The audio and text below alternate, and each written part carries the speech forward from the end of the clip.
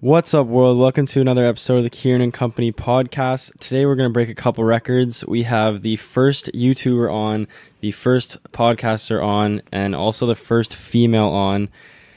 Welcome, Clarissa Grgorinic, to the podcast. Woo! Insert cheering noise. We don't have those yet. So tell us a little bit about yourself. Well, my name's Clarissa, as you already introduced. I have a YouTube channel that's under the handle Clarissa's Life. I have a podcast under the name Girl of Gen Z. And what do you want to know? Just kind of why you started. So go back to like your childhood. Whoa! Go back to my childhood. Give us some recap of when you got into this, how you got into whatever you think you were doing now. Content creation, I assume, is what you would classify that as. How you got into that, where that started, your interest growing up. Give us we want to get to know you a little bit. All right. So I started watching a lot of beauty videos when I was in elementary school, when YouTube wasn't a huge thing yet. So it was, you grab your crappy camera and you sit in your kitchen or your bedroom. Basically, there's like no editing really, no color correction. It was just very, very raw. No music, no fun edits. It was very simplistic. So I watched a lot of like makeup tutorials and hauls and favorites videos of females on YouTube. There weren't a lot of guys in makeup at the time. And that's opposite now. I know, it's crazy the change that's happened in the beauty community. I guess that's just a good thing for how far that acceptance has come. I don't know if that would be okay back then, but 100%. Also the same thing.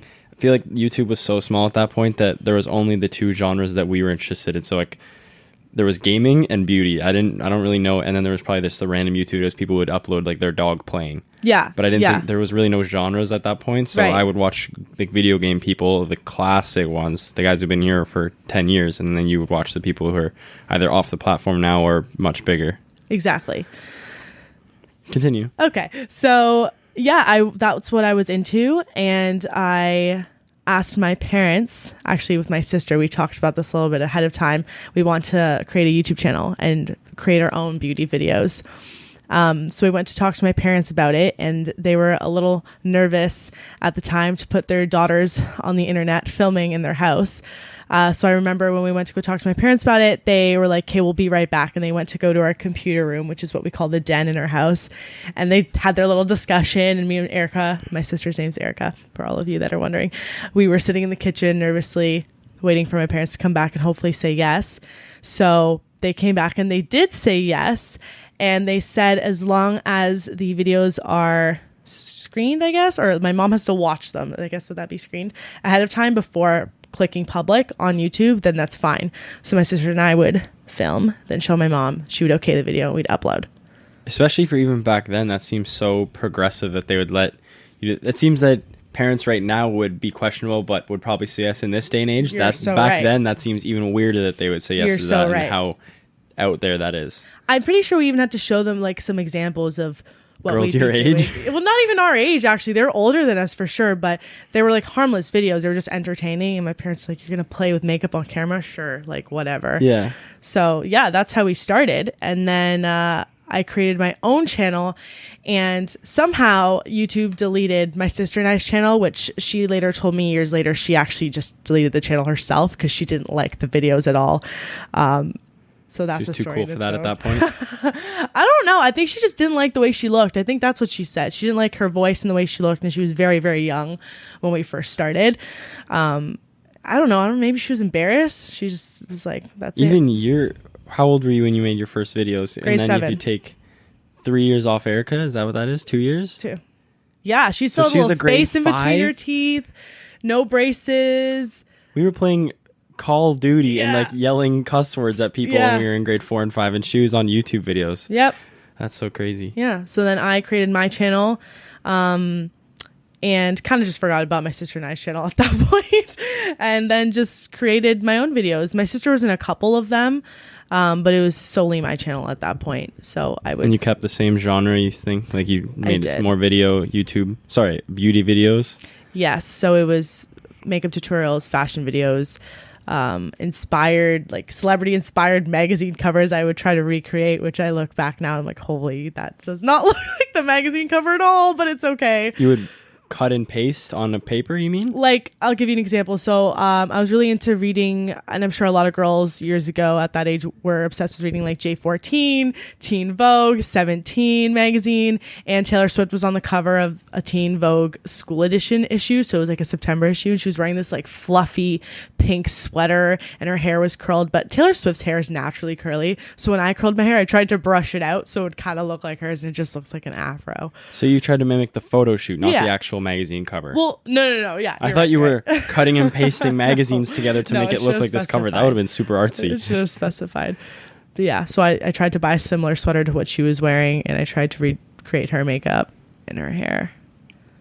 So at that time, how was the progress, or how often were you posting, or how was the views? Pretty often. Other than like doing homework after school, I feel like I would be filming 3 or 4 times a week and uploading too. But it was very... What else did you do though? At that time, I was in competitive dance. So I guess that's where my extra time went to as well. Yeah.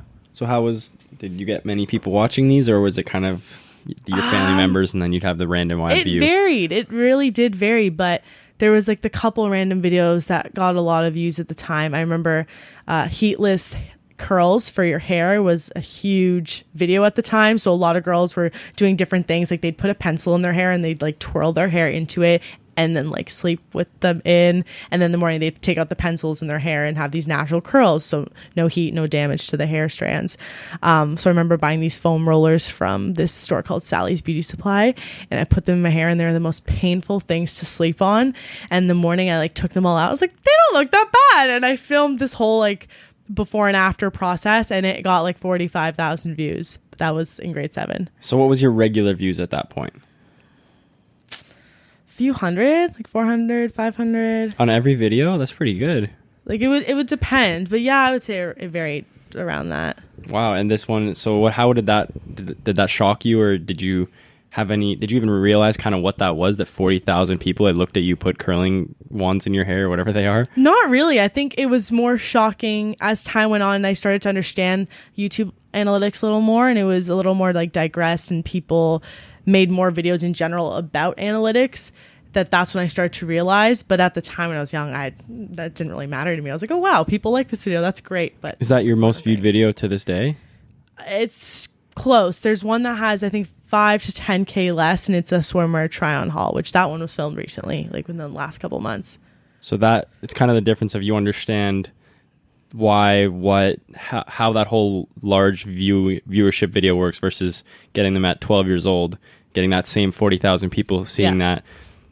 Even that newer video, you kind of understand the reasonings for why that video would get more views. Yes. For those listening, the thumbnail is obviously in bikinis, so that's interesting to people online. Those videos always get lots of views. A swimwear try-on, girls watch that, guys watch that. Like, whether you like it or not, there's a reason that a girl with less clothes on a video title and thumbnail is going to get more views, whether that is positive or not. Like, there's a whole debate about the content versus the actual postings. So those influencers will really try hard on a real video and it'll get 1,000 views, and they'll get really sad about it, and they'll post a picture or a video of them in bikinis and they'll get 100,000 views, and it's really just degrading to know that a video doesn't matter how much work you put in, because people are going to click the one where you're naked anyways. Right.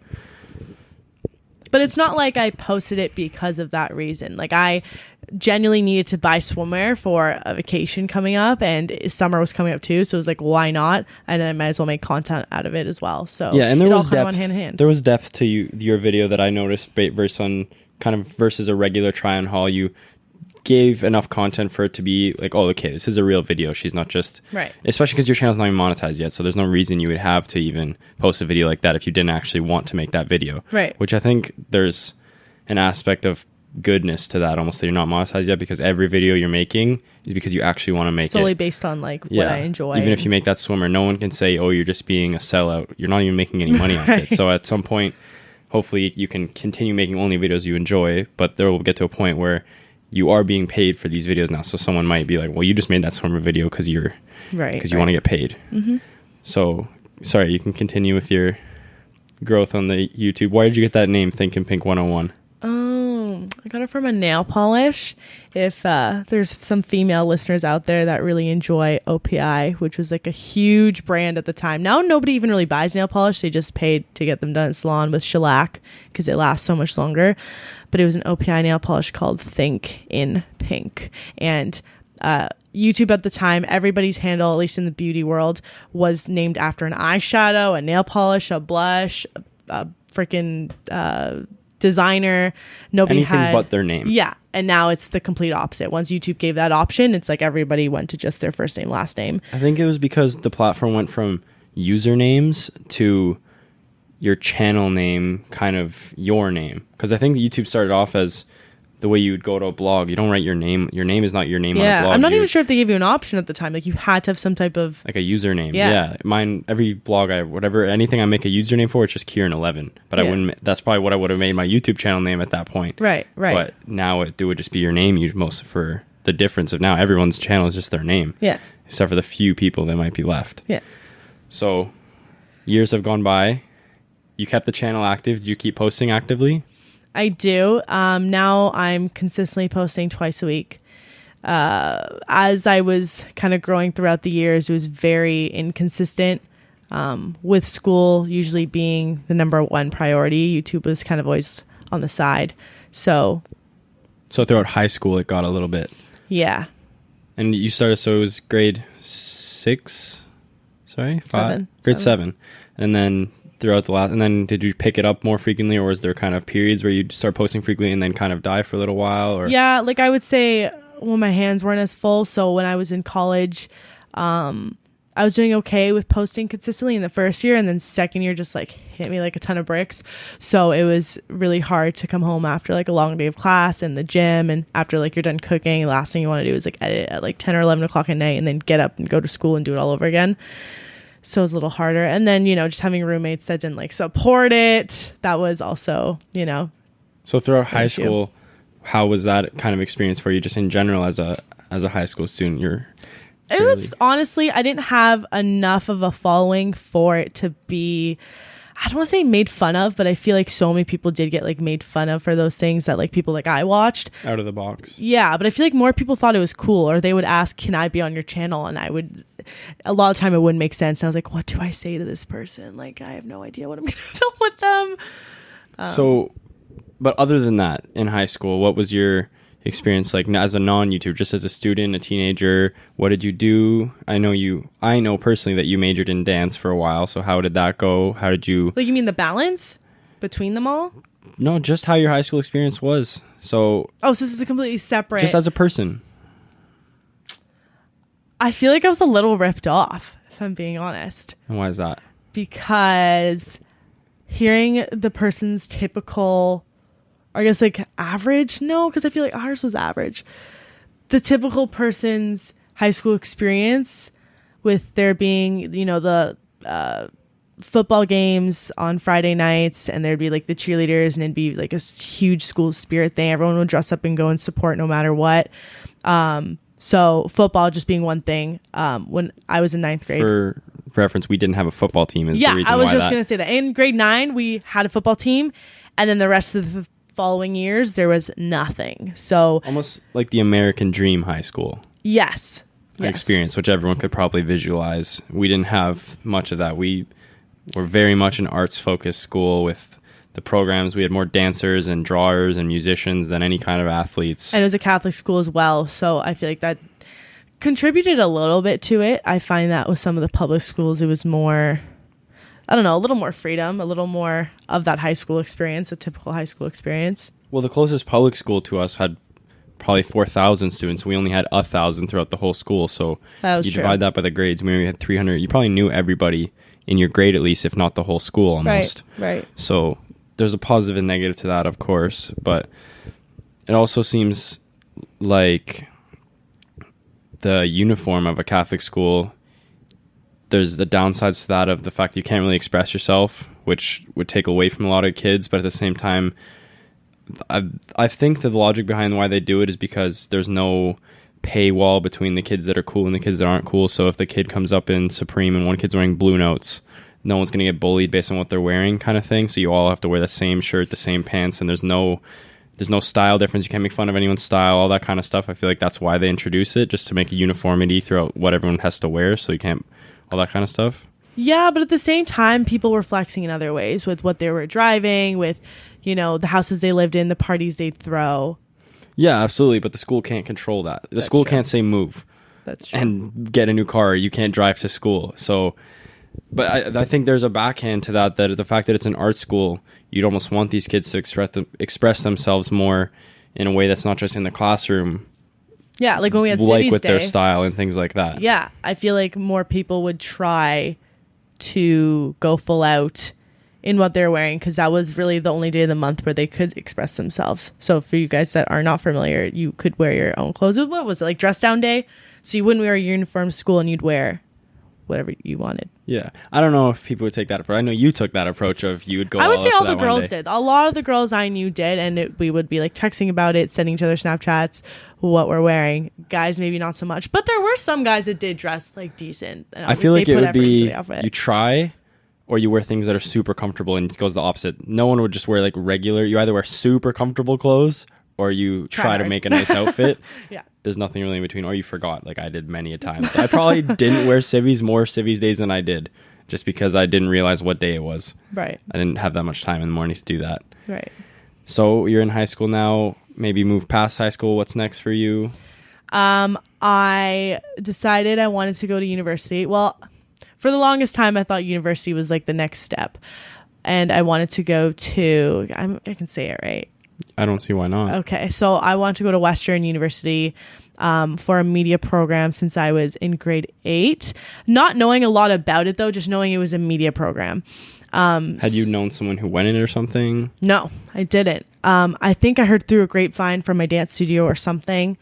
And then obviously I did more research when it was time to go school hunting and like apply and all that stuff. Applied to a few other schools, or I guess universities, and then also colleges.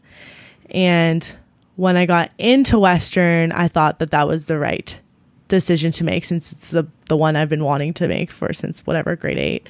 And then only lasted a semester, not even. I actually dropped out right before exams. And I moved home for the remaining of the semester and second semester. Made back all that money I lost, and reapplied to a college that I actually applied to at the same time I was applying to universities and colleges. And I got accepted the first time to the program, and I got accepted again, which I was super thankful for. So before you go past that, how was that experience? Describe your university experience while you were there for that semester, but more than just it didn't work out. Like why didn't it work out? What did you enjoy about it?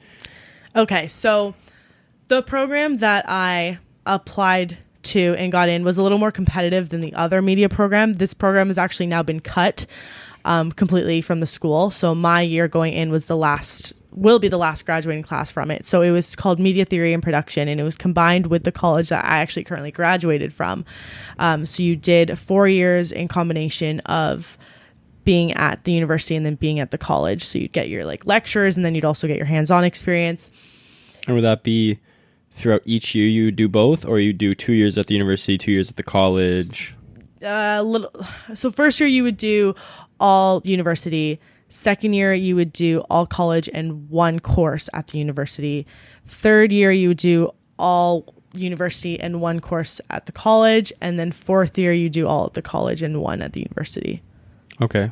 It's definitely an odd.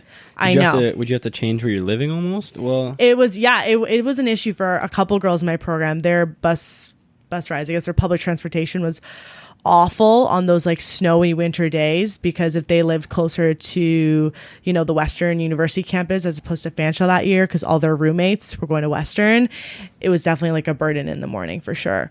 Yeah, it seems pretty difficult that you try to pick the perfect location for everything about your school, and then your school changes the next year, and your bus ride maybe 10, 15, 20 minutes longer. Yeah. And then you have to go for that one class, really. So yeah, that seems a little bit odd. I know. So So the courses, were you enjoying it? Were you struggling? How was your social life there? So my social life was good just because everyone on my floor was in the same program. So whether they're in media theory and production or the other media program was media information technoculture, which more people were in that program. There was only a select few of us, like maybe 5 on the floor that were in MTP. It was nice that like we could all talk about the same homework we were all getting. So whether it was the essays or the profs or whatever, social life was pretty good. It was mainly girls on the floor and just a few guys. But the actual classes were not for me. There was certain ones that you had to take, which is like in all cases, I find for any program really, that there are like your electives and then your ones that you have to take. And they were just such big classes and you just felt like another number in the class as opposed to being an actual person and like getting to know. Taught. Yeah. You're just being spoken to. Exactly. No one would care if you missed a class. It was a different world for sure. I feel like that is normal because I had the same experience. Nobody cares if you miss class, etc. But they don't kind of let you know that that's going to happen in high school. I don't think they prepare you enough. They tell you, but I don't know. I feel like there would be some ways that they need to rearrange their curriculum because in grade 12, a couple teachers will say they don't care if you go to class, so you have to do your work. But there's a lot of restructuring that would probably need to go on for high schools to prepare you better for university. 100%. One of those being that program and learning on your own or critical thinking, problem solving. There's a lot of issues with schooling that we can go through, but just continue then, I guess. Yeah, I was really not happy with how much work I was getting and stuff that I wasn't enjoying doing. So as much as I liked writing, it was really hard for me to just be writing essays all the time or just to be doing constant readings on things I didn't even understand or I would never be able to apply to my life afterwards. So I feel that, not to interrupt you, but the way that you go about learning things is you struggle a lot to learn the history, or you almost don't care about the history of things, but are willing to learn the present and the future. You're interested in what you can see now and where it's going to go, but learning the things that have already happened, the old stuff, the stuff that's not relevant anymore, the history behind it seems like that's not your area of interest or expertise in most areas, not just in schooling. Would you say that's true? You don't think that's true? So no, what? I don't. You said you're a visual learner. Let's fast forward. But you're a visual learner. Yes. So the things that are back in history, you can't really tangibly experience now. So I feel like you would gravitate and attach yourself more to what you can right now. Half agree then. There's certain examples. So let's fast forward. I drop out of university. Okay. I go home and work. And then when I go to school the next following fall semester and I'm in college, there was a film course where the prof would bring in like old cameras with films and stuff like that. So when he would be going over the history, he would have the history to show you. So it was way more intriguing than just copying a bunch of slides down or answering a bunch of questions from readings that you have to read like 50 to 100 pages more, whatever it is. So the theory of what I was saying was correct. You needed to be able to experience what you were learning because the future and the future and the present. Yeah. No, yeah, but I was wrong in the fact that in a university, you're not going to get that. No teacher's bringing in a camera for you to help teach right. you with.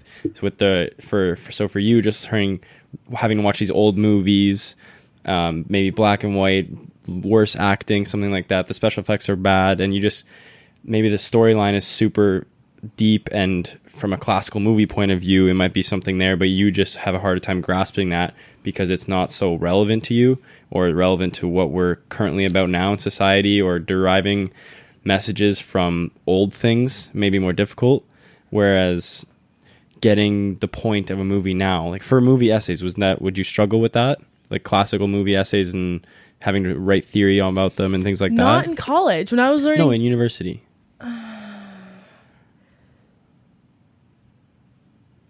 Yes. But in college, it would be that I'm going through the reason of why you didn't succeed in university. College, you got more hands-on help, no?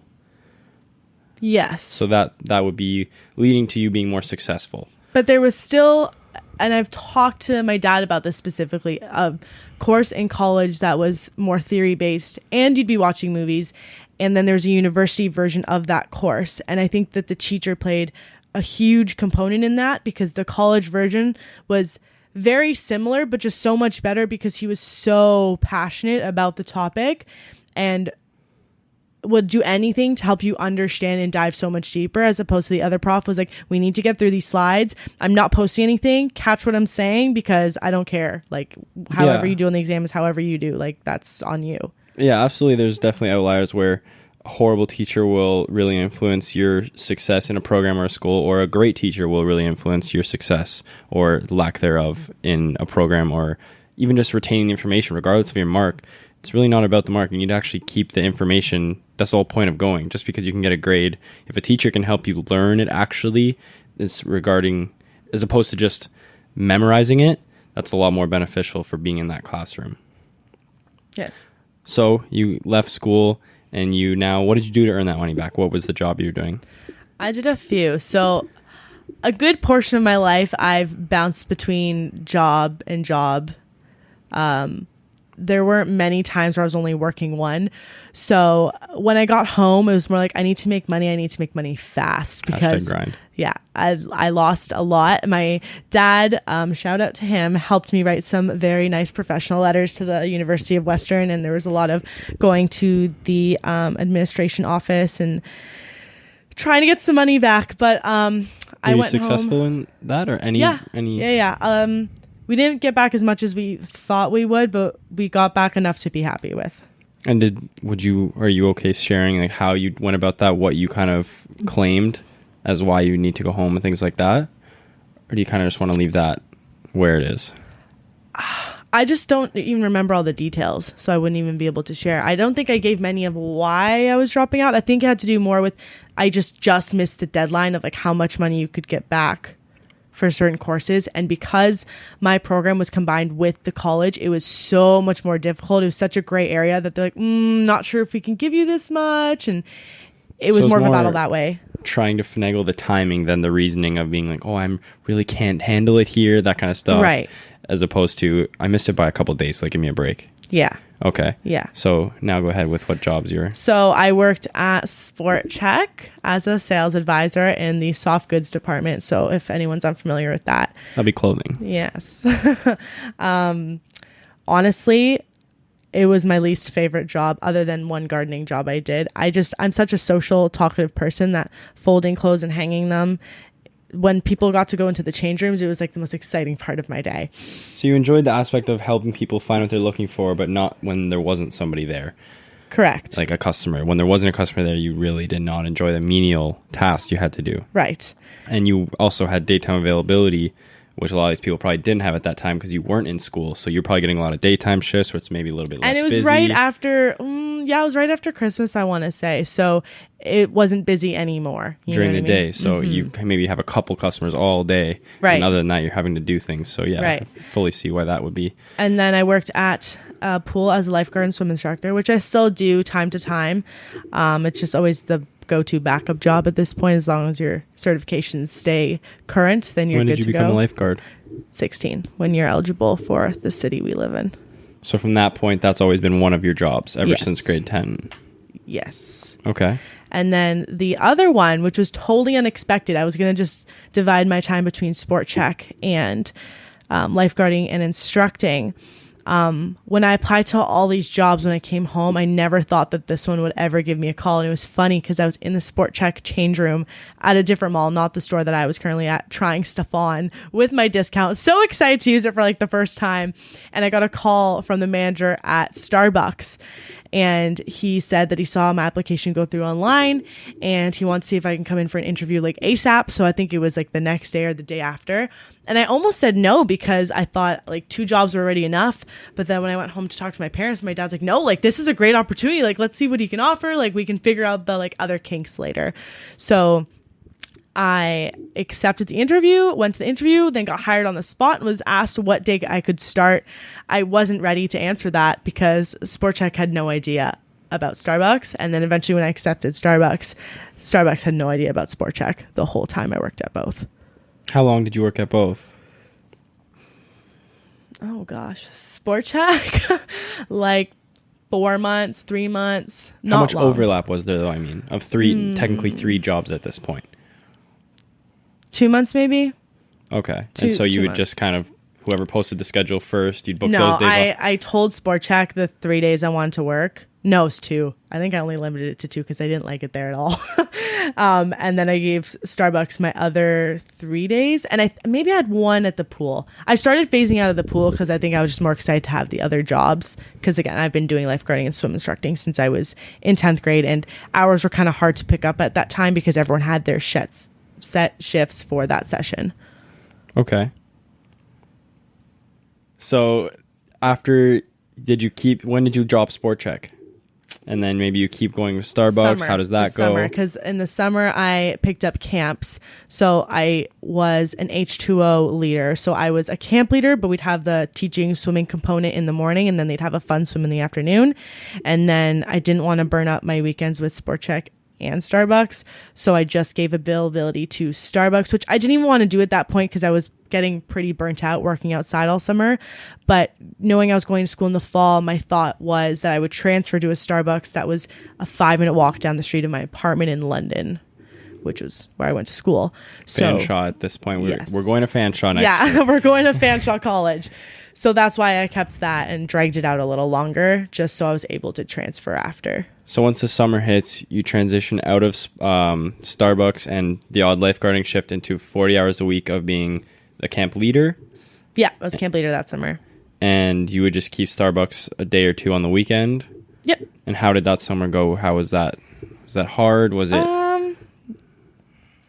Honestly, I can't remember it being that hard. I was burnt out time to time, but I remember it being a pretty fun summer, not going to lie.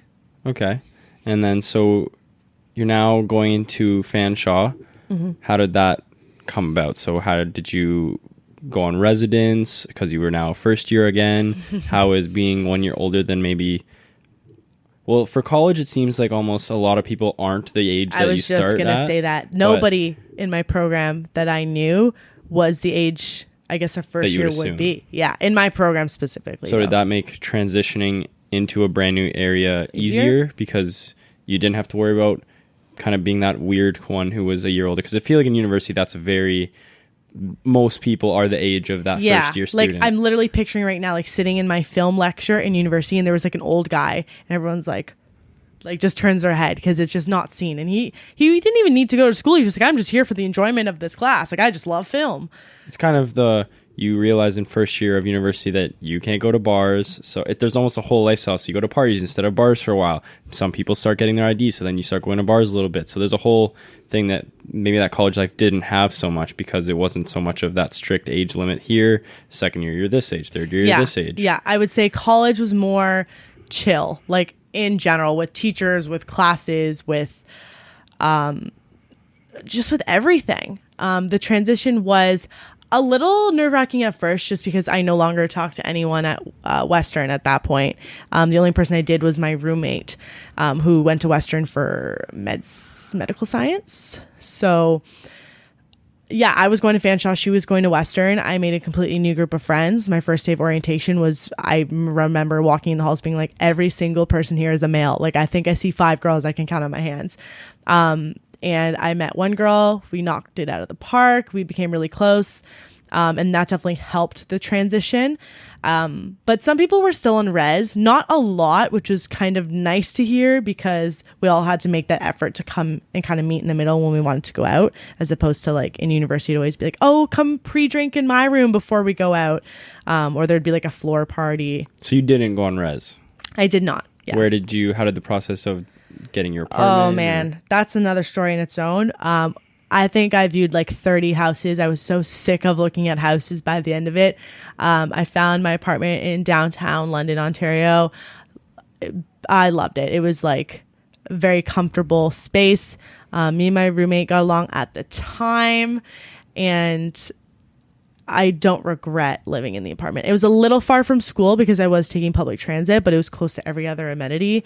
Public transportation home back to my hometown, which we're currently in. So that made it worthwhile. Yeah, the apartment you lived in was above a restaurant down in downtown where the schools are kind of a little bit on the outskirts. So you were near all the bars, all the restaurants, everything that was really happening. Drugstore, bank, the Greyhounds, super convenient. Via Rail. You were close to getting back home. You said like the train station, everything like that. So Dollarama, as the long beer as you're willing store. to accept that kind of a little bit longer commute in the morning, you can have a much better experience of the quality of life up there with the ease of getting places. Even just you able to walk to anything you need to walk to. Well, the good thing is that the way my college classes were structured, I don't know how it is for all programs, but for mine specifically, the section I was in, and when you're grouped with your section, your classes are pretty back to back. So I didn't have to really come home and go back. If there was an hour or two break in between, that would give me time to do work or eat lunch and catch up with a friend and then go right into the next class. So I didn't even really need to waste that time going home and coming back. If I was going home, I was staying home.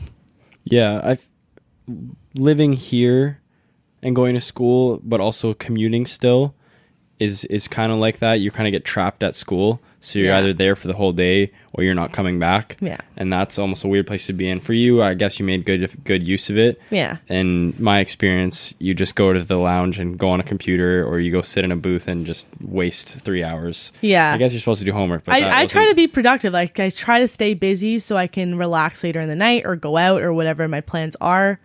So do you feel like you had a pretty good handle on how you had to schedule your time? Did you have good time management? Yeah, I was a little nervous because I didn't know the drastic change, like how it would be from university to college. Like there was more classes you're in per semester, but I don't know, the workload was more divvied out. So was going out part of something you would schedule, or would you? I would try. The random message that came up in a group chat being like, oh, who's down to go out tonight? Honestly, more time than not, I wouldn't, because it wasn't pre-scheduled. Like I wouldn't have kind of planned out my meals for the day or my gym routine, whether I was doing in the morning or after class. By the time, like I said, transit was a little bit of a longer duration. So even though I was the closest one to downtown out of every single one of my friends, just the process of getting ready and all that was it. And then you have to think about the next morning, all that kind of stuff. Right. So you just mentioned the gym. I want to get to that in a little bit, but yeah. How often a week would you say you were going out? And I want to say the same as I'm going now, 4 times a week. Like I was pretty 4 times a week? Yeah. Like you'd go out to drink 4 times a week? Oh, I thought you said the gym. No, I want to talk about the gym later, but I was like, that's a lot. First of all, I didn't know you went out to drink 4 times a week now. How many times? What did you find to be what you could really fit in your schedule? Less than what I did at Western. So at college, since there was so much more, like once or twice a week. Okay, and you found that you could keep on top of your schoolwork. Did you keep a really good grades, or just kind of got by? I was always on the dean's list. Okay, is that different than honor roll, or is that what the honor roll is? It's pretty much honor roll. Yeah. Okay, there's no like 90s list, and that's the pro dean's list or something like that. Can you graduate with honors and then super honors or something? No. Because I remember in high school we had the honor roll, and then you had the dolphin club. And honor dolphin roll was our 80s. mascot. So honor roll was 80s, and dolphin club was 90s. 90s, I think. No, maybe it was a little higher, like 92 or 94 and above. I think I was on the dolphin club one year. I don't think I ever had a 90. Maybe I had a just 90, and that's what got me on. I think it was 90s. I don't think it was 92. I couldn't recall. I was on the dolphin club one year. I just had to give a subtle flex. So, so the gym. When did that start? Because we haven't talked about that at all. We haven't heard anything about that.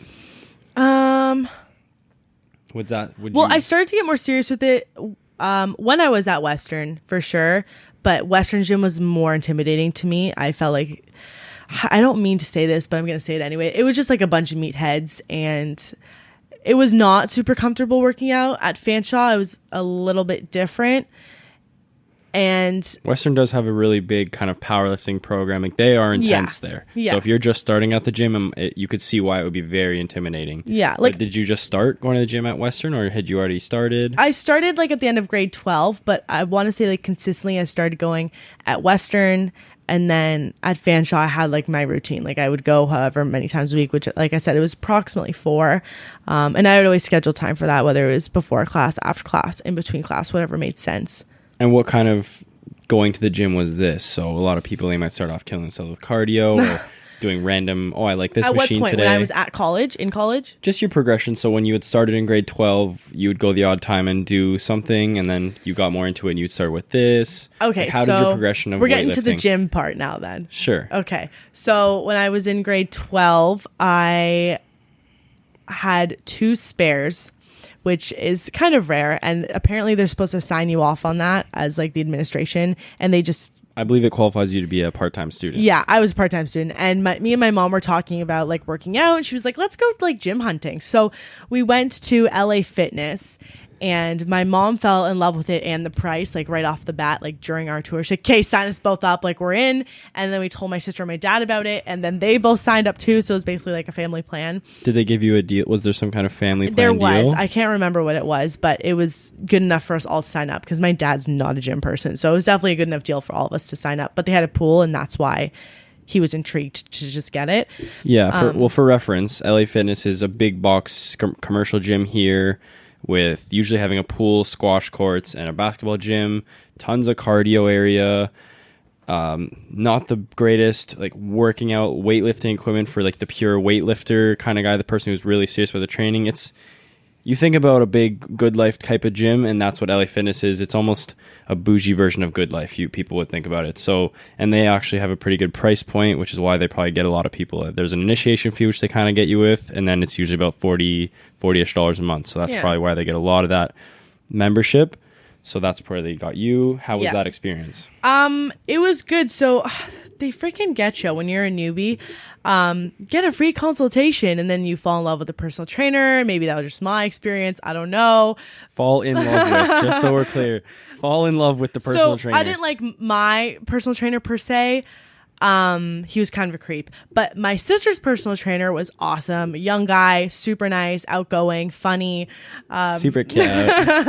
So, I can't remember what the deal was, but somehow we managed to finagle my mom into thinking we should get a personal trainer. So we committed to a year. So 6 months for me and my sister. And then the other deal was the other 6 months would go to my mom. So the first 6 months we were with our personal trainer, Billy. Was this right when you guys signed up? So pretty much right when you started working out, it was with a personal trainer? Yeah. Honestly, the workouts you could literally find on YouTube that he showed us, but I remember we did ask him to show us how to squat properly, and he did show us that, and it was just enjoyable to like be around him and his other best friend personal trainer, because they were just such a fun time. Like every time we were there, we just wanted to be personal trained because they just made it enjoyable. You're just kind of hanging out with him and paying him. Yeah, exactly. And it's funny because like fast forward running into him at a bar now, it's just like, when did that happen? Last summer. So based on what you know now, was his information of how to squat properly, would you say that was good information? Yes. I remember like saying the bar felt weird on my back, and he like laughed. He's like, yeah, like that's something you'll get used to. And I was like, but it's so weird. And like, I think me and my sister were being a little dramatic, but we were also like kids. Like we were young to be doing that. I feel like it wasn't, especially my sister. Grade 10? Yeah. It depends. There's places where grade 9 you start working out because that school is very athletic, and there's kids who don't get into working out until university. Yeah. But anywhere from grade 9, that's where a lot of people may start working out. For myself, I think it was the end of grade 10. Yeah. We went to some random gym, we started working out just because. And then I think beginning of grade 12 we signed up for LA Fitness as well, me and my friend Griffin. Anyways, so you get through your 6 months of personal training. Did you change anything, the way you're eating, or did you kind of join this fitness movement, or were you just kind of living your same life? Were you dancing still at this point? Right. So I majored in the dance program grade 9, grade 10, grade 11. I dropped out for multiple reasons, but the one I'm just going to like, I guess, disclose on here is that my interests kind of shift, and I wanted to spend my time on other things. Like dance wasn't my favorite thing to do anymore. Like I didn't want to be there every single day and then have to perform in a year-end show. Like now thinking about it, I don't know. It's like I miss it, but at the time it seemed like the best decision. Well, now you've had time to miss dance. Right. You can look back at something that you didn't like at the time and find the positives in it. A lot of times that'll happen. So you maybe didn't love it at the time, but now looking back, you miss the good things about it and you just forget all the bad things. So you could see why you might say now, oh, maybe I should have stuck in it. But if you still feel like that was the better thing to do, then that probably was the best thing to do for you. Right. At the time, for sure. So your activity level, you'd assume kind of would lower at that point then if you just had more free time and you were taking regular classes. Not being in dance made me get that gym membership. Now that I'm thinking about it, and being a part-time student for a semester, like I had the time obviously to put into that. So I think I went to the gym on my like 2 spares in the middle of the day with my mom. Like I'd go home, pick her up, go to the gym, go home, eat lunch, then go back for my last class of the day. That would be I would never go back to that last class. Yeah, but I liked that class a lot and I enjoyed the teacher, so. And so was there a reason for you joining the gym specifically, or just because your mom was like, let's just work out? Did it turn into something later? It did. I want to. Yes. So when did that, or where did that start? When did nutrition ever come part of it, or were you just winging it? I can't say it was one thing particular. I feel like multiple factors kind of came all together. So certain people I watched on YouTube, I enjoyed workouts they'd post. My boyfriend would also kind of... That's me. Yeah. Educate me on things he was learning about the gym. And well, that was right when I was just starting to get really heavy into it. I would say... Like, it was an addiction with the amount of, like, stuff you talk about time. Yeah, no, for sure. The end of grade 12 and then the beginning of first year for me was where I learned... Like your heaviest load. Yeah, because it's the same thing with working out. You get the most return on your investment in the first year of working out. So you'll gain the most amount of muscle in your first year of working out. When you go from a beginner to an intermediate, in pretty much anything you're learning, that's the time you're going to learn the most amount of things. Going from an intermediate to an expert, you're learning a lot less, but a lot deeper into the things that aren't so much. So you may learn 5 things from an intermediate to expert, but you learn everything about those 5 things. And from beginner to intermediate, you may learn 100 things. How to squat, what to eat, how much to do, all that kind of stuff. So I was really heavy into all that kind of stuff at that point. And then I would obviously share that. It would just rub off on me. Addiction to you, yeah. Yeah. Which got overwhelming at times, but... Yeah. Well, yeah, it's like any addiction, like, and you just start talking about it, and that's, your main topic for the day. Did my interest in this field bring you to be more interested in it, or had you already done a little bit of learning yourself, or were you just annoyed, like, I don't care about this, I just go to the gym to see Billy? Like, where's your head at? No, you and my sister for sure got me more into it. There was a phase, because you asked earlier in the podcast kind of what my phases were with the gym, and there was one point where it was just like heavy cardio, eating shitty, and then doing heavy cardio, like a stupid amount. So you go to the gym to burn off the shitty food that you'd eaten, just to eat it again. Yeah, it was just it wasn't a good bad circle. Cycle of the reason you went to the gym is so you could eat worse food. Right.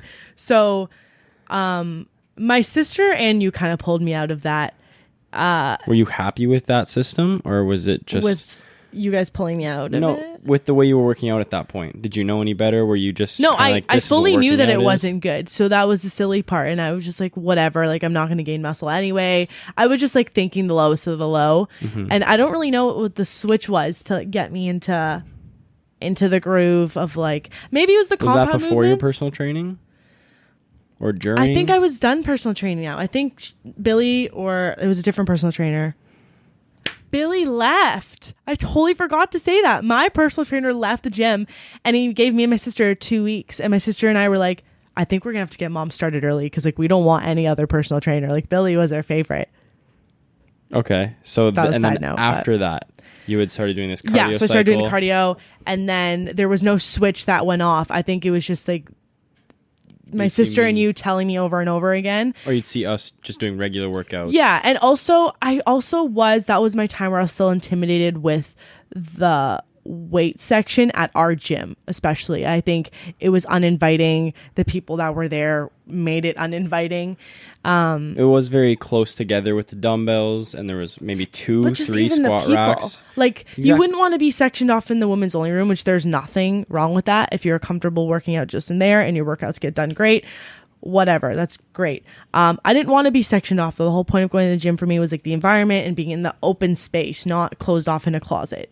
But it was just that if you're being intimidated by these really strong guys or someone who's making noise that's really loud or something to make you not feel comfortable there, being really tight packed in with all those people in that one area is going to be hard, especially because if a lot of the things you want to be doing is around a squat rack. For 100%. a lot of girls, they just want to start squatting. That's a big thing. That's pretty much the only exercise they might even know at that point is, oh, I have to squat to get a bum.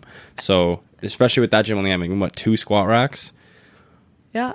So if those are used, 3. then you're kind of just sitting there like, do I start with something else? And I think another thing was I was so scared to try equipment without being shown. And if I wasn't fully confident in knowing what I was doing, I would not touch it. So even if my sister would recommend something over and over and over again, and she'd be telling me over text, I would not touch it until she showed me and was like with me, because I was so embarrassed if I were to mess something up or look like a fool in front of all of these people, as opposed to now I'll try it. And if something happens, I'm like, okay, at least I tried it. Like now I know how the machine works. But at the time it was a completely different mindset. I think there's still a benefit to that though, because the way you work out, from my perspective, what I see now is that you do everything so properly with your technique that I think that stems from you wouldn't do something improperly. So you never developed like bad habits with squatting or trying machines and just kind of, oh yeah, this is how you use this machine. You would make sure that you knew how to do it properly or you wouldn't do it at all. So I think that maybe brought you along, took you longer to get into something, but now once you do an exercise, if you don't feel it, you'll either ask me or kind of say like, what am I doing wrong? How do I do this perfectly? I want to do this perfectly, or I'm not doing it. And I think that's really good. A lot of people don't work out properly. For me, it took me probably 2 years to learn how to bench press properly. And I thought I was just doing the movement the whole time, but I would never feel it. My chest would never grow or anything like that. I would just go through the motions because you're supposed to bench press. But the other things I could kind of feel a little bit more. I would just never figure out how to do that. Whereas if I took that time to, because you never just want to sit there working with the bar for a long time, properly learning and stuff like that. You just kind of want to get into the weights, which is rushing into it. A lot of times where people go wrong, like myself. At that point, at the very beginning of my time, you literally just go with your friend and whatever weight they did, you do that weight or something similar. Oh, that's a little bit too heavy. Drop it one. And then what did we do last week? I have no idea. So that all that kind of bad habits you develop. So I think it's a good thing that you almost didn't do things until you knew that you were doing them right. I think it also comes from my sister being so harsh. Like if anyone knows my sister, it was like if I was doing something wrong, I was like, what are you doing? Like it was very blunt, almost embarrassing because she does talk kind of loudly as well. And I wouldn't want to be seen doing it wrong ever again. So I would make sure she corrected me, even though it was kind of rudely, as my boyfriend would do it in a very more respectful, educational way. She shamed you into learning the equipment. Yeah, pretty much. Yeah. Are you stupid? She's like, what do you mean you're not feeling it? Feel it harder. Okay, so then so just as time went on, you got into the weights more? So I guess when I really started to get into it was, I don't even know what really get into it even means, but Stephanie Buttermore, which is an influencer, she released a glute program, and it was beginner / intermediate or just beginner. I can't remember. I think even before that point, you had maybe thought about food more or nutrition more. So you had kind of took more interest before even doing that program. That was pretty recently. At grade 12 or first year, you didn't think about nutrition at all, or it may have had effect on your workouts? I did, but not. No, not really. It was after Western for sure.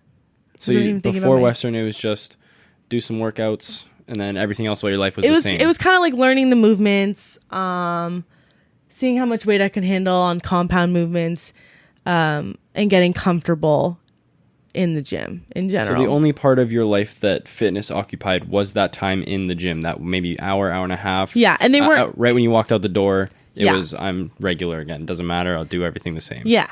Okay. And then when this program came out, you had already been following more of a fitness YouTube.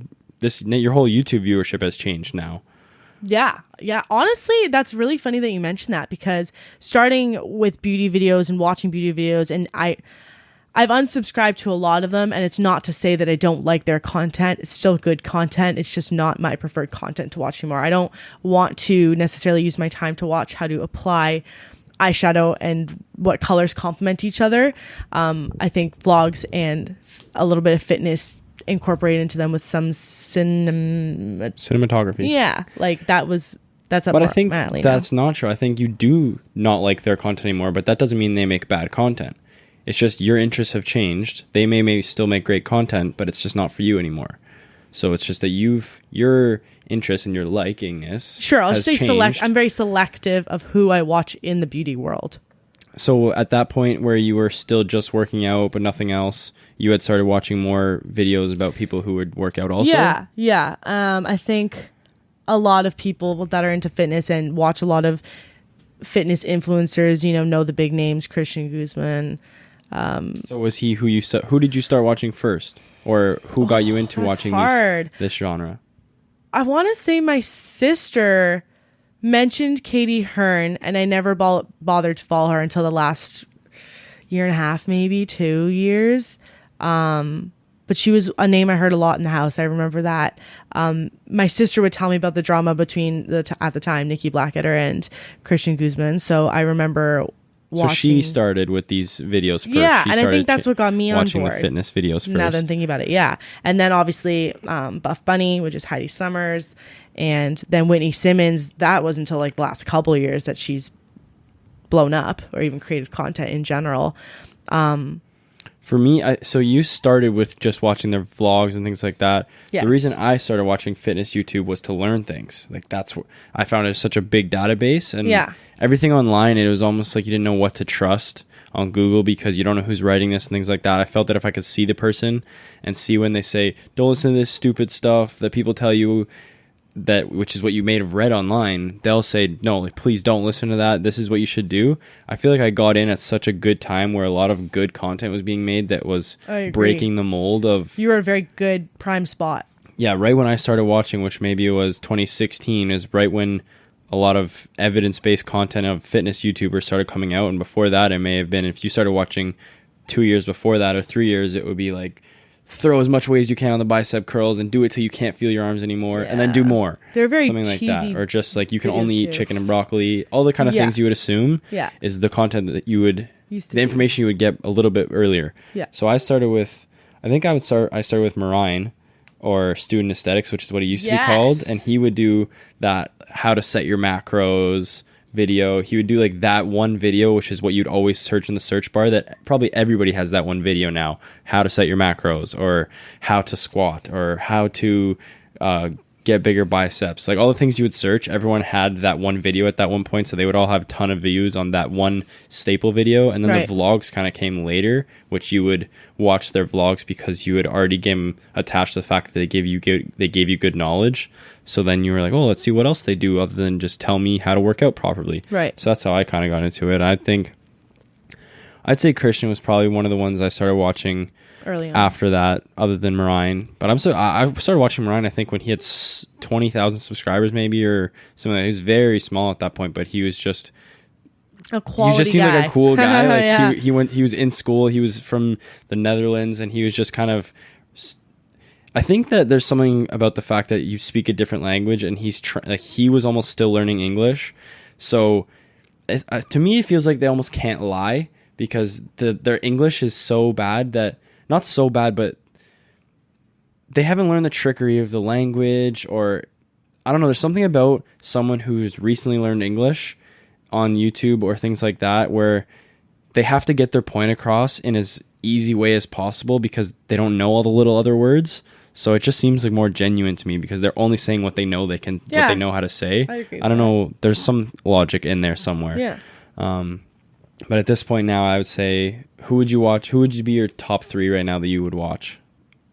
It wouldn't be though on form. Like at this point, but just in general. Okay. So you're past. So it's entertainment and just enjoying their personality. Yeah. For myself, I don't really watch those same videos anymore of learning things. Unless it's advanced knowledge. Like I don't watch the how to make your macros videos. I'll watch the do this for 10% increase on your squat. New research study has come out. Yeah. All the little, for example, things like Jeff Nippard would talk about now. Yeah. He goes into a lot of detail about new studies and things like that. Eric Helms. Those would be the kind of people I'm listening to. A lot of podcasts about deeper science into this field than the basics. And then for YouTube, I just kind of watch the vlogs for entertainment purposes. Yeah. So who would you be your most viewed people on a recurring basis? Max Tuning, 100%. And I have to give you credit to that one for showing me. I don't even remember how far back I found him. But yeah, I just remember the exact moment where you were like, I have somebody I watch, and I think you'll like his personality. Like, even if you don't like his some of the stuff he talks about in his videos, like, I think you'll just find him funny, and you'll just. And now we save up those videos and watch them together. Yeah, we only watch those videos together. I feel like, honestly, we have a very similar personality, so I think that's probably why I said you would enjoy his videos. We're very quirky and weird, and he takes his content to the next level as well. Like, he was never just making... At some point, he started off with just doing a vlog, recording his workout. Yeah. But now he really takes the extra step to make the cinematography of him deadlifting. Like a short film, driving. literally. Yeah. Yeah, he may be doing literally just driving to the office, eating food, deadlifting, and doing some work. But he makes it look like you're super interested in a movie you're watching. Yeah, 100%. So you say top 3? Yeah, sure. I like Whitney Simmons. I feel like some people could argue that she's overrated, but she has such a fun, cute, like you've said before, like girl next door type personality, and I find that that's hard to find, or she's it just comes bubbly. Off fake. Yeah, she's very bubbly, and I think I just respect the way she goes about like her personal life and what she does put online, what she keeps private.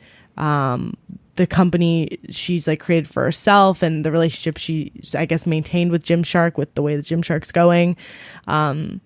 So I definitely say Whitney Simmons, and then Stephanie Buttermore I think would be the other one. So 2 females and the 1 male. Stephanie Buttermore is also on that Jeff Nippard level now, which is educational and like a lot of time going into the content. The videos are fewer and far between, but when they do make a video, this video matters. Yeah, it's going all research out. Pictographics on the video. There's a script. Like, these are intense videos. I respect the work that she does. Yeah, these videos take 10, 15, 20, even more hours to edit and process and make these videos happen, so you really value them. Yeah. For myself, I'd probably say Max Tuning. I watch Christian's videos just for Christian, not for the videos he makes. Like, I just kind of skip the workout part, and I just find a lot of the business stuff. I'm really into all the business of all these YouTubers. So Max Tuning has his brands. Christian Guzman obviously has Alpha Lead and things like that, the gym. So I like the fact that I learn things about business and fitness. The fitness not so much, but I like to learn the business side of these people that I'm already interested in and entertained by. You can take things and apply it to your own life. Well, I try to, at least I'm trying to. Jeff Nippard for sure, for the content he brings. And then Stephanie because of that. Yeah, Jeff's also Canadian. He seems like a really cool guy. I met him too. And we met Stephanie Buttermore. Yeah. Just and then throw that in there. There's a lot of times where a YouTuber will start dating somebody, and then that person that they're dating will start getting big just solely for the fact that they're dating that other person. But with Stephanie, it seems like that's the opposite of what happened. So she's like her growth was really earned. Yeah. Like, she got a platform because obviously Jeff did give her a viewership of people saying like, oh, look, my girlfriend makes videos now too. But when you got to her channel, it was not just hey, I'm Stephanie, I'm Jeff's boyfriend, girlfriend or whatever, and I do workouts, and these are my glutes, and this is what I ate today. Her videos are, she took that free marketing that she almost had and was like, listen, I'm going to make something of this. And now she's blown up because of it. She's probably one of the fastest growing female channels. She doesn't just post, like, there's this one girl on YouTube that just posts, this is what I did for 30 days. Like, watch what the result was. And Stephanie's like, I did abs for 6 months every single day, and these were my results. Like, who has a determination, and like, her brain is crazy. And then the way that she edits her thumbnails to match the actual content. I think that comes from her being a doctor, though.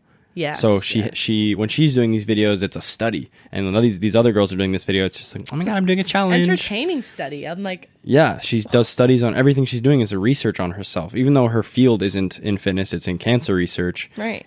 It's the scientific method that she applies to her videos. It seems that Jeff also would apply. So those two, and I think Jeff was like the fastest growing fitness channel of everybody. He gained 1 million subscribers.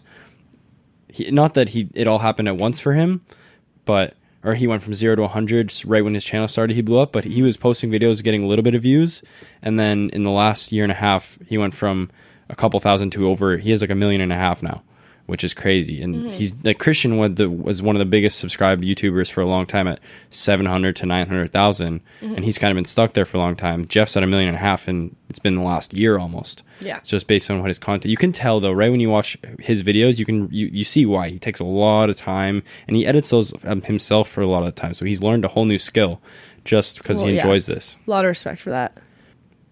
Back to your own personal experience now from what you watched, where did the nutrition aspect come in of you starting, or the lifestyle almost of these? You watch these YouTubers and there was a certain lifestyle they were living, of their food going with their way they lived outside of their social lives, and then also their gym time. So when did you almost maybe start mirroring that or take influence from the way those people's lifestyles were?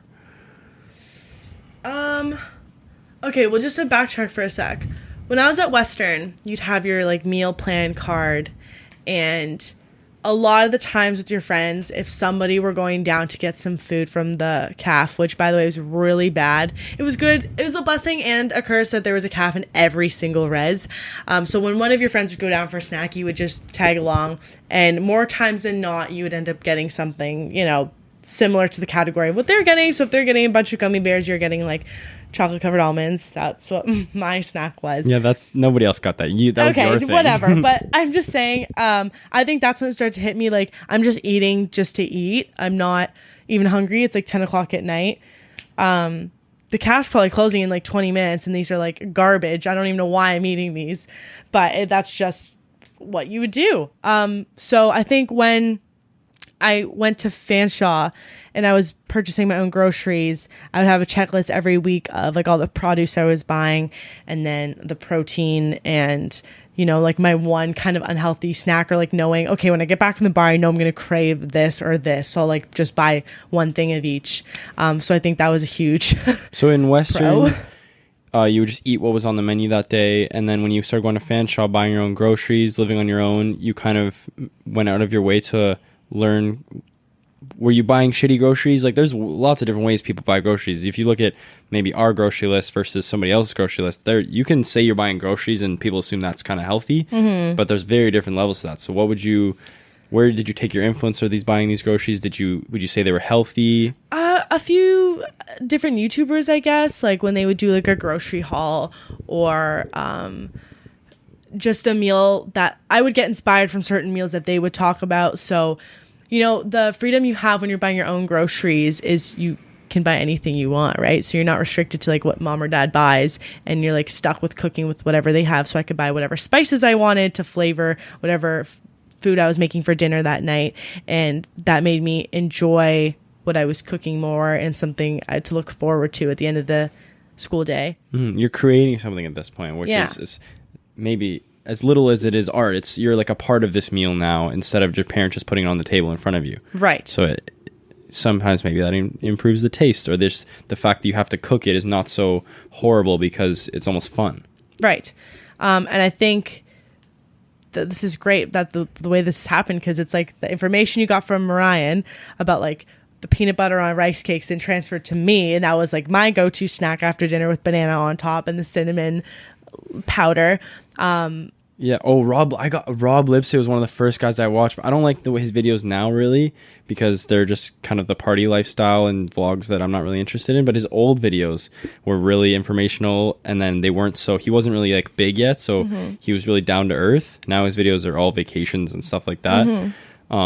But he made protein pancakes. That's the first place I found protein pancakes. And he taught me how to make omelets, where you cook the top at the same time, so you don't have to flip it with it getting messy. You can flip it after it's kind of already hardened. It's great. Kieran will do it one day in a video. Little tips that you learn along the way. And then rice cakes for sure. Mariah made protein oats. That's his big thing too.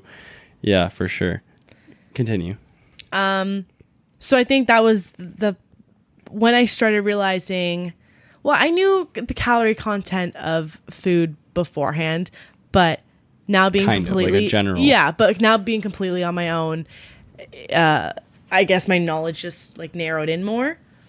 You deepen, like you kind of know. Oh, salads are good, pastas more calories, but you don't really know kind of what more than that. Yeah, and like you taught me potatoes and like how much volume I can have for the same amount of calories for the pasta. And it's crazy. My brain was just like shocked when it got that info. Yeah, I had a lot of those moments too, where it was almost cheating the system, I would think of it as, because I was really into it. So I had set myself calorie targets, all because I was kind of chubby going into my fitness journey, and that's why I started, because I was trying to fit in, look a certain way, be a little cooler. Like, I just wanted to change the way I looked. So my experience was losing weight. So I was trying to find ways not to be hungry. So that's where I learned all these little tricks of what you can eat, where you can eat more things and not be as guilty, or sorry, not, you'd have the same calories and you'd be eating a lot more. So like a big salad with the meat and your pasta in it, or any ways I could kind of cheat I'd find the lower calorie cereal. I could have more of that cereal, things like that. So you may have taken a little bit less extreme versions and taken those things on board. Right. So your groceries were fairly healthy. You'd say you'd be looking at labels, or? Not so much. Like I kind of knew by that point from you. So I wouldn't have to do much of the label searching. I think so in Fanshawe you'd plan out your nutrition, and you would care that is this going to affect my workout because now I actually care about my workout, things like that? Or so in the morning I would set out, okay, I'll like take out the chicken from the freezer so it can defrost while I'm away, and then in the evening I'd cook it or whatever. Or I'm like, okay, I'm going out tonight. And then I would alter my meals a little bit, or be like, I'm probably going to want a pizza when I come home, so I'll just save some calories for the pizza. So it's a lot more dependent on what I was doing day to day, and I was just taking that more into consideration, as opposed to high school is like, come home, eat whatever mom made. Yeah, a lot of people wouldn't even really...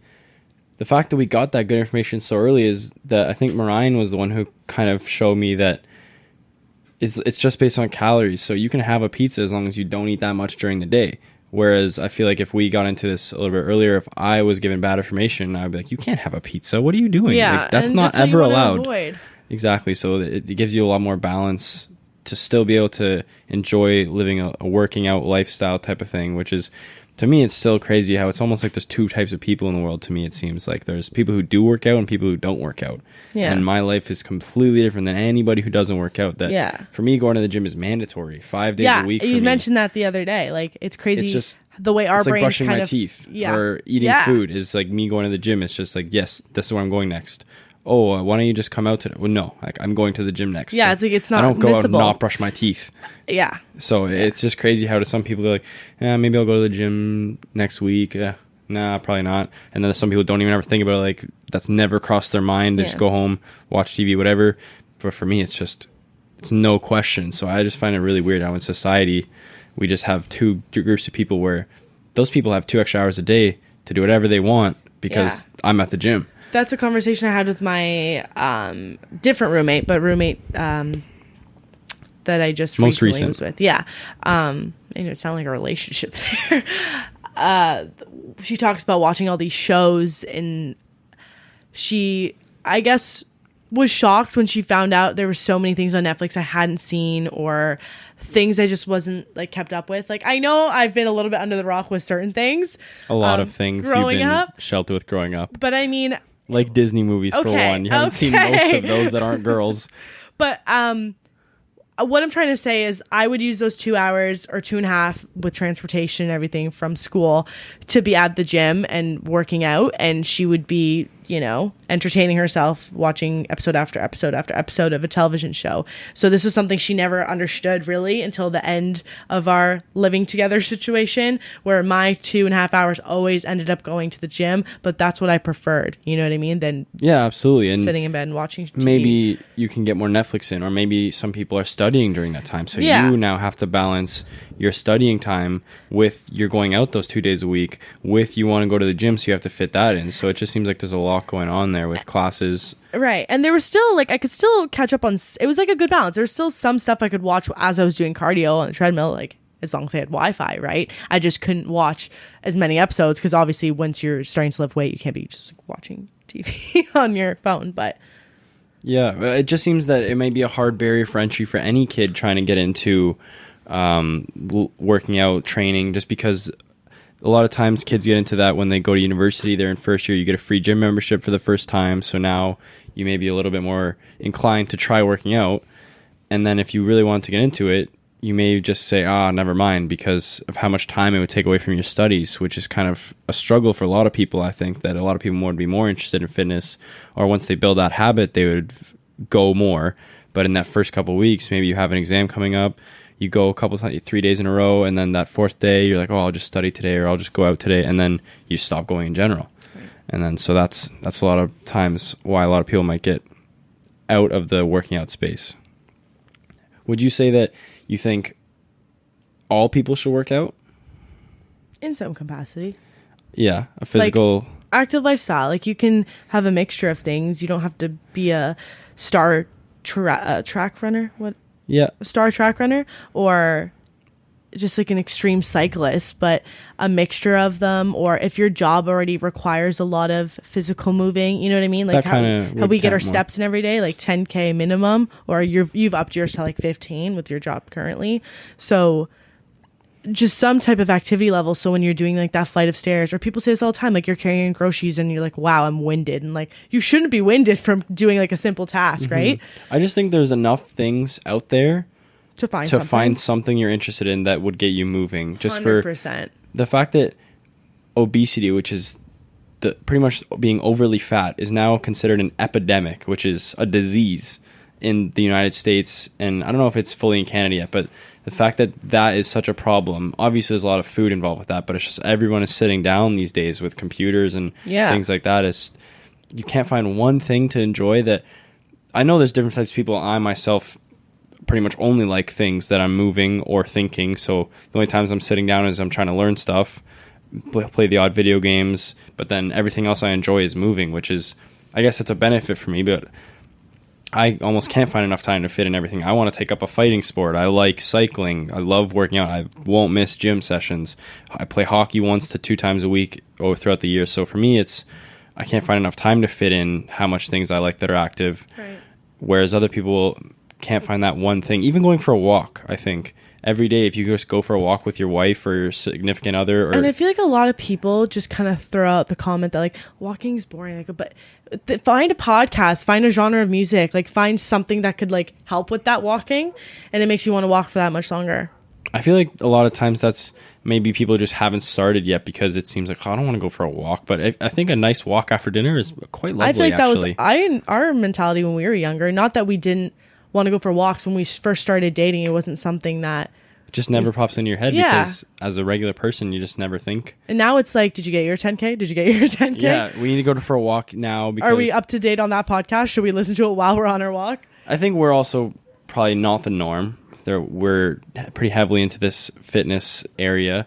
But even just regular people, Fitbits have got a lot more popular, which is a good thing as a whole, I guess. The fact that it costs money to get into fitness is maybe kind of hard for people. But just being more active in general should be what you're looking to do. So now you're fully engulfed in working out. Your Stephanie Buttermore program, did that go well? Was it the first time you ran an actual type of workout? Yes, and I liked it for the most part. I can't remember. There was something that she didn't put enough of. I think it was just upper body in general. I know it was glute focused, but I thought that there was barely any upper body, and then the random abs, which half the time I would sub out anyway because I didn't like the ab exercises that she chose for the program. But overall, it was a good first pick. And then the one I did after was by BioLane. I can't even remember. BioLane Workout Builder. I really liked that one. And then I bought the next Stephanie Buttermore one that she did in collaboration with Jeff. And this was the Intermediate Advanced. And it was definitely more advanced. They should not put intermediate in that title. I feel like this was a pretty big jump from her first program to the current one. Just a lot of volume, all the extra things you'd be doing, or the intensity of it? The intensity. It wasn't so much volume. It was a lot harder to do. Yeah. Like I remember, I think I was with you the first day I ran it, and like after 2 exercises, you're like, you sure you want to keep going? And I was like, yeah. I could not walk down the stairs. I was like, I can't imagine after a week of just like those workouts, and then like 8 weeks or however many weeks her program was. Maybe it was 12. I don't know. So your goals had changed at this point from just going to the gym, and now maybe you were trying to accentuate certain parts of your body. Obviously accentuating the glutes. So at some point you went from, I'm just working out, past the cardio stage, and then it went to, give me the peach. I'd like to get a bigger butt.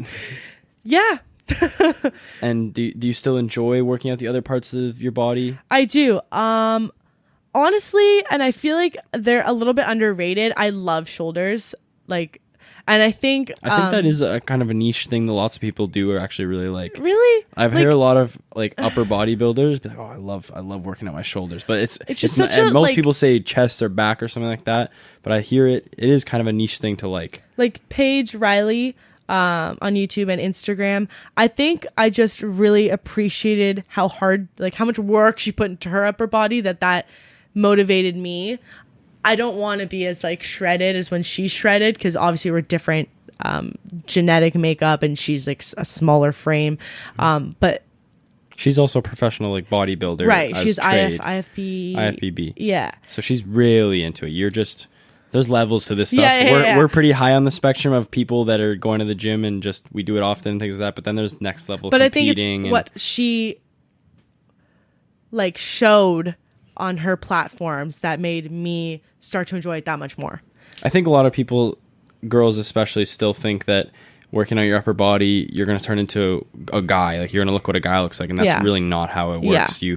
It takes a lot of work to turn into what a guy looks like. Right. There's like tasteful, like looking fit and like really good in a dress, as opposed to like looking like a man in a dress. Yeah, it's like, I've really kind of seen it hard. Both ways. It's really hard to look like a guy in a dress. You would have to go. If a girl is going to the gym and worried about being too bulky, I already know you won't get too bulky, because if you're having that, you have to be so dedicated to start looking like a guy, like to be that jacked. Yeah. That if your question is, oh, I might get too strong or too muscular, if you're having those thoughts, you're not the person that's going to get too strong or too muscular. You're going to just be a regular fit person. Right. And that's no problem with that. But I just don't think that stereotype should even exist at this point. Agreed. Getting back to your progress, after that program didn't work out so well for you, did you move on to something else? I really wanted to, but with the semester I had at school, I can't say it's impossible, because people are always like, everything's possible if you just like make the time for it, like priority Grind list. harder. Yeah. But it was hard to commit to how many times a week I was going, so I didn't want to commit to a program, because knowing how I am now, I would beat myself up if I didn't get to the gym that 4th or that 5th time. So I did take, and this is a really long stretch, like 8 to 9 months of just doing whatever I felt like. And I don't want to say whatever I felt like. I was doing my compound movements, and I got back into deadlifting, which I had a back injury last year and had to do a lot of physio for, and exercises, and had to kind of rehabilitate it. And so I got back into deadlifting, which I'm very, very happy that I've managed to be able to do. And then you taught me how to properly bench press, and I've started to love that, which I never in a million years thought I would do. My sister, the first time she showed me, I like laughed. I was like, I'm not doing that. I think it's just because now you're learning it, and it's just fun to learn something. It's like now squats are my least favorite thing to do. Like I almost dread it, and I'm so excited to get to the bench and the deadlift. It's really odd. So after those 9 months off, you took that time. You got to a point where you had more time to allot to having a program. Yes. So now Kieran has built a program for me, and honestly, it couldn't have been better that he built it for me, because it's everything that I love to do and want to improve and increase weight on, technique, etc. So it's like now it's like the perfect program all in one. So I'm really excited to give that a shot for the next 8 weeks. Yeah, well, she got the friends and family discount, and I took a lot of information from Eric Helms. He has kind of a basic template of how you can make a program for the intermediate lifter to keep progressing. Which is so valuable. Can I just say that? Like, I feel like if more people had the information that you've got from him, I feel like they'd be all in a better state of their lifting. Continue. Shout out Omar and Eric Helms. Their Iron Culture podcast is pretty good. Check that out. But yeah, so he gives out a lot of free information. He also has his books that are paid for, which I want to get at some point. But based on what his free information, I had enough there that I could start working my own workout program around it. And then I just took all your information of what you like to do, all of your favorite workouts, like your favorite exercises, and then just use those to fill in the program's template of how to progress. So I think that will go well. And now that is just going well so far. It's only been 2 weeks, but I can't say I'm dreading to go to the gym, because I'm doing all the things I like. And if something feels weird or uncomfortable, it just doesn't work well with my body, Kieran's just been able to adjust it and just be like, no problem, pick a different exercise. And it's almost like I should charge for this, eh? Hopefully coming soon. So now you have graduated Fanshawe at this point. Woo, woo. what is on the cards for you? Are you looking at a bachelor's degree now? Like, what's going on? The original plan, this was 2 years ago. I just wanted to go for 1 year of television news. So this was all in front of the camera. Unfortunately, you couldn't take that program unless you had radio broadcast, television broadcast, or some other prerequisite program. Yeah, you need a prerequisite. I totally forgot to say I graduated from film. It was an advanced television. diploma almost. Yeah, or is that like in a special case? It was a certificate or whatever. Because there's those like 1 year programs where you need the 2 year program ahead of it. Yes, or they said in asterisks, I remember reading this on the website, unless you have like some special circumstance. And I tried to make it fly, like, oh, I have a YouTube channel, and the coordinator's like, oh, like send me your channel, and it was not to the level that he thought it was. He's like, no, hon, like you need to take one of these prereqs. Yeah, 2,000 subscribers maybe doesn't qualify to give it wasn't you even 2 years of school. So that was the original plan, and I was pretty set on that. A lot of people in my program in first year wanted to do advanced filmmaking, and by the end of our 2 years, we were all ready to like go on and take on the world and do our own thing, whether that was whatever, being an influencer, going to be their own producer, do their own short film, whatever. So after graduating, I had the conversation with my parents to take a year minimum to work on my own content. So that's my YouTube channel and my new podcast, Girl of Gen Z. Go follow it or subscribe. Girl of Gen Z podcast, subscribe, leave a rating. I'll be there. And at some point.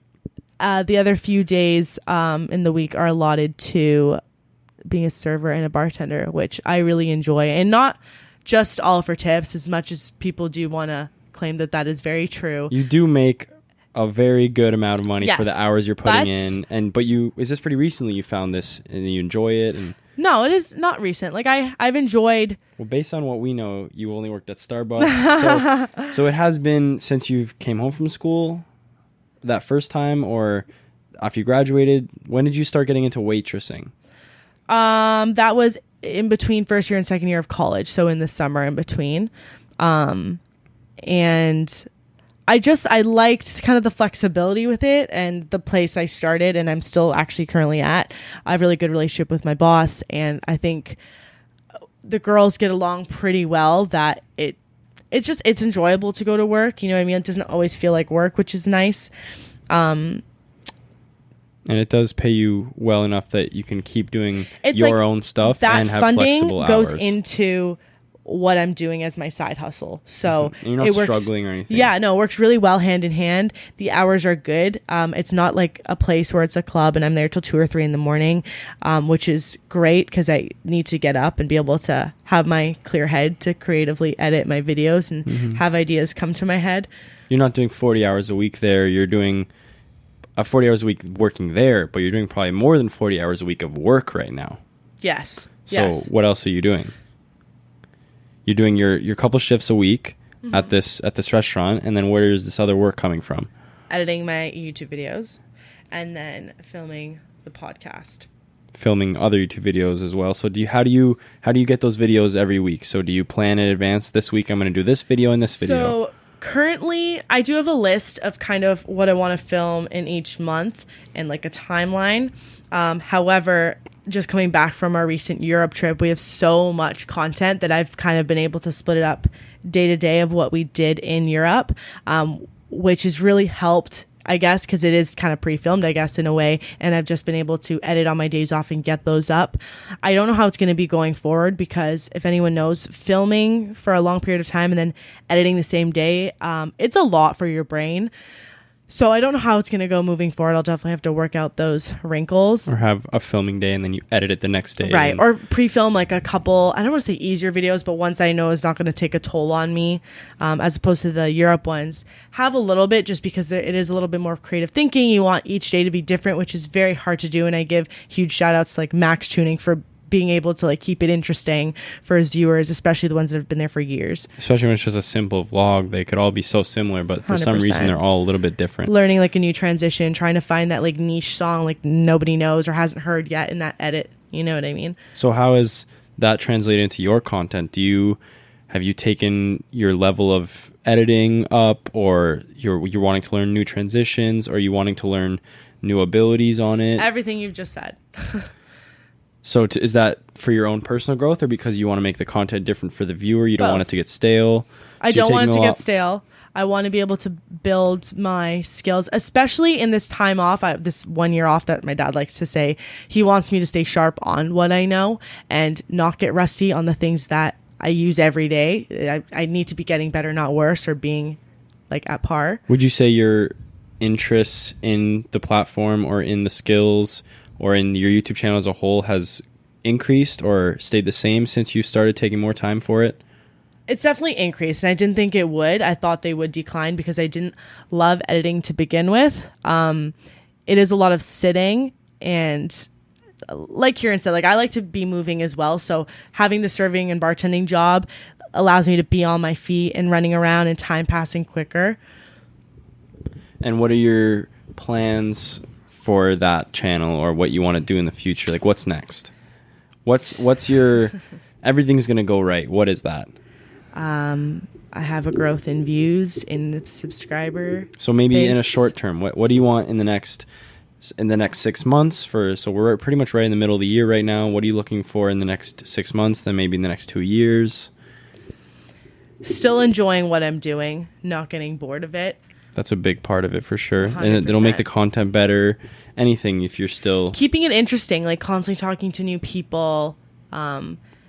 You just started the podcast. That'll help with the interest of learning new things with new people. Yeah. Is that something that you think you're going to take a really new interest in, or are you just kind of branching out? Just to kind of get yourself out there more, or you really want to take this podcast, like you think you may be really serious about that? Because there's some people you think kind of just started to be on another platform, or they'll start streaming too as well as their YouTube videos. Like they're just branching out, or do you really think you're going to deep dive into this kind of one-on-one? I think I will deep dive into it, especially because I've wanted to be a host of something for so long, and it's always been TV. But with having the creative control of your own thing is like unexplainable. Like there's no one giving you rules. You can bring on who you want. You can talk about what you want. You can make your own rules. And I've met so many people throughout my life in so many different areas that I think that this will be an interesting platform to see like so many different opposite ends of the spectrum. I think it is. I think it might even be the potential, at least, to be bigger than YouTube for you. Maybe not in how many people are there, because you already have a little platform on YouTube, but in the way you take it, or how seriously you take it, and the way you structure it. I think it's so much like being a host, having that one-to-one interview conversation, but it's more down to earth. It's more of a conversation than a straight interview, where you're just really getting to know that person or learning what they learned, them sharing their stories, their information with you. I think there's a lot of space for that, especially with the way you do it. I just see the way you are and the way you made your first episode, things like that. I feel like you're going to get a lot of that platform, and there's no editing, which is probably, if there was one you thing... You can edit it, but with the way I envision it, which is kind of the way I guess you envision yours, is more relaxed and chill, and like Kieran said, a normal conversation, and not scripted with intro music. And then, I mean, maybe one day we can see where this goes, but for now, like I want to keep it simple. Yeah, but if there was one thing that's difficult or a barrier on YouTube, it would be the editing, and this kind of takes a lot less time consuming. 100%. Get them out there. But getting them out there, sure, but the pre-planning, like I feel like I haven't 100%, yeah. like that time you're not scheduling spending. of the person, where we're going to be recording it, when I'm going to be uploading it, making sure that they're okay with it before it goes live. Mm-hmm. Yeah, that time that's not spent editing is spent finding someone to talk to and all that kind of stuff. That probably takes just as much time as setting up a date to talk to somebody is difficult these days, other than you can maybe do Skype, but a lot of times you get a better feel real life in person. A lot of people, if you can do real life for like anything, as many as you can. If a phone call is better than a text, seeing someone in person is better than a phone call. You can always get more personal, right? So deeper level in person is definitely going to be a lot more beneficial. So is there a certain genre you want to take that, or something you want to be with that 6 months? Do you have a goal, like, I want this many listeners, or I want my channel to be this big? Or I don't want to give it a number. I just want it to be continuously growing. So you just want to keep working hard on the 2 videos and doing things you like, and hopefully you'll just see it from that point. I think one goal is monetization. Yes. You're close. For YouTube, yes. Yeah, just not even to halfway. make the money, because you're not going to make any money really from it. Just the fact you're like, I'm official again, because YouTube made their platform to be monetized hard. Well, just like it's setting that goal and then achieving it. I think that's what it is, as opposed to just another thing on the checklist that you're like had to scratch off because you didn't actually get to achieve it because you put your time to something else. So do you have any other tertiary goals or secondary goals that are aside from your podcast and YouTube? I want to do a powerlifting meet, but definitely not by the end of the year. I know that's a goal you've talked about doing. I don't think I'm like mentally ready for that or physically. Yeah. So it's almost I don't want to taking give it working out and turning it into training. It's like one is for a sport and one is because you enjoy working out. So that's kind of maybe not the level you're trying to take it to right now. Right. And I think just like enjoying I don't want to say year off because it's not a year off, but a year into like something I've always wanted to do and finally be able to like fully hopefully make it another year.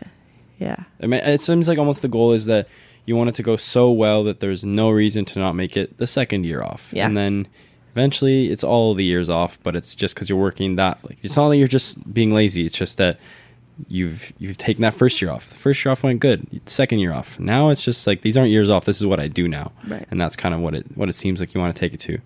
So do you want to plug your links to close us out? Yeah.